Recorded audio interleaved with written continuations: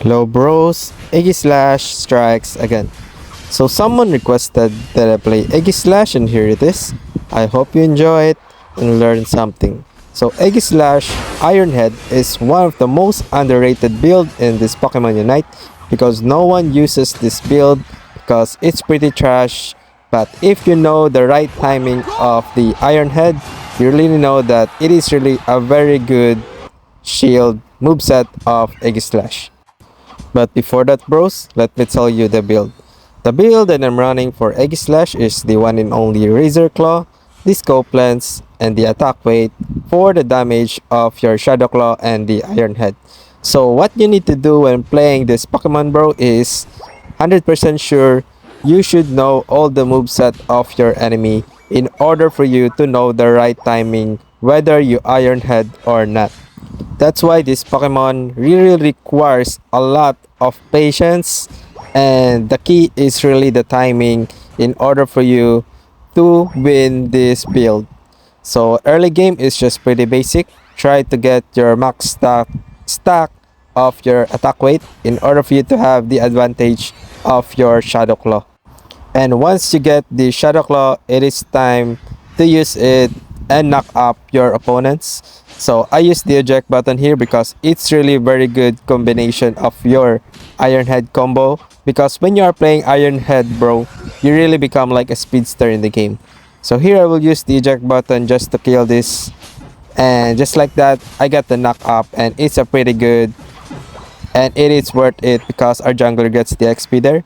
And now I get the level 6. And don't forget bro, 8 minutes remark, you really need to rotate at the middle mark because you need to contest that in order for you to have a lot of XP. But sadly, we did not reach it. But it is okay because we can kill these opponents right here. And another XP for our jungler, but sadly he died.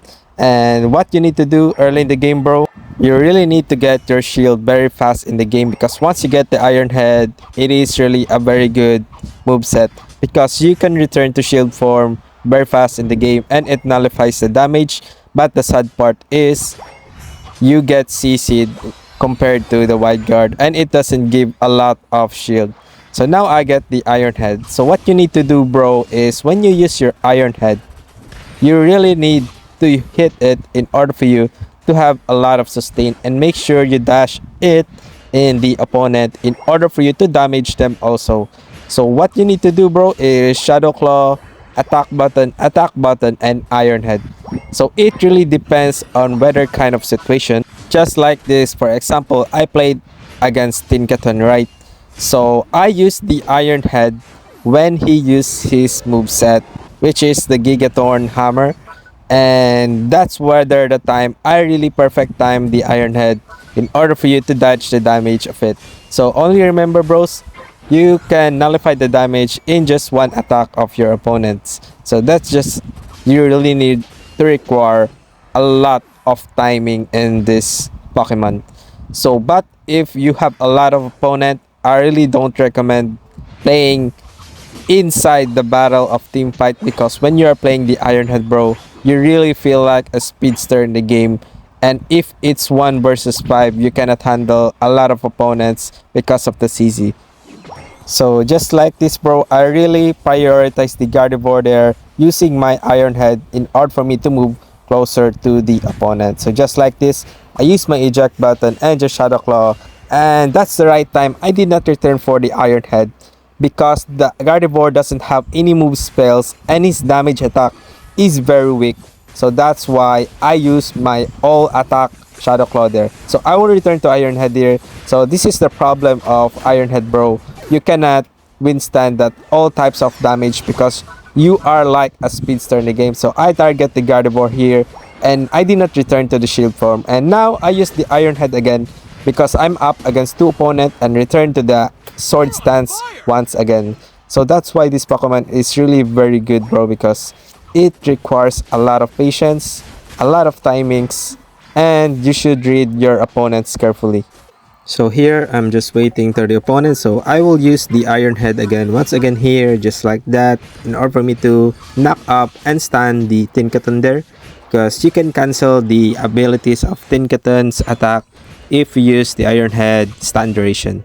So here I'm returning to shield form again because the opponent has a lot of moveset, especially when the Azumarill, like I explained, he uses Whirlpool. So 100% sure you should use your Iron Head in order for you to tank the damage of Azumarill there. So all you need to do, bro, is Shadow Claw, hit your attacks, and return to Iron Head again if there's a lot of opponents. But if it's just one individual being, it's either up to you. If he doesn't have any abilities left, you should use your Shadow Claw attack button in order for you to kill it. But if there's a lot of opponent, I really recommend using the Iron Head in order for you to have a sustain. But if against 1 versus 5, bro, and there's a lot of CC, you cannot withstand that. If you just have a wide guard, you can withstand that a lot.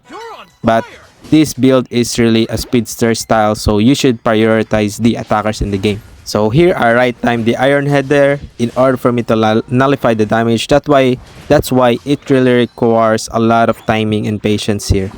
So that's a good thing here because the Gardevoir uses hits eject button, so he doesn't have any eject button. You should keep that in mind also because it is very important in the late game.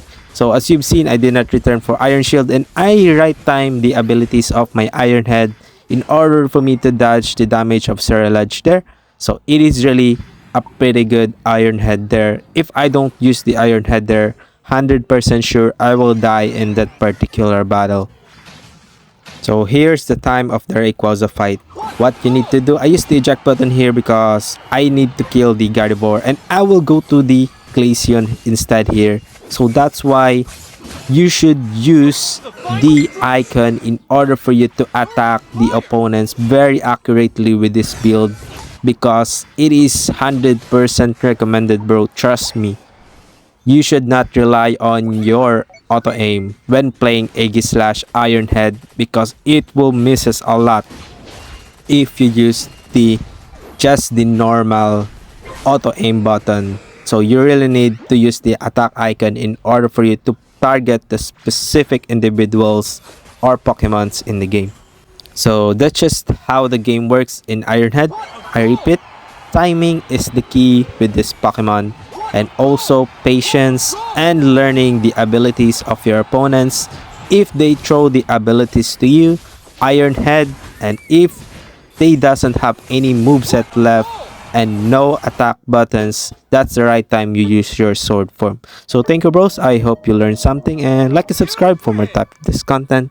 Thank you. Stay hydrated as always.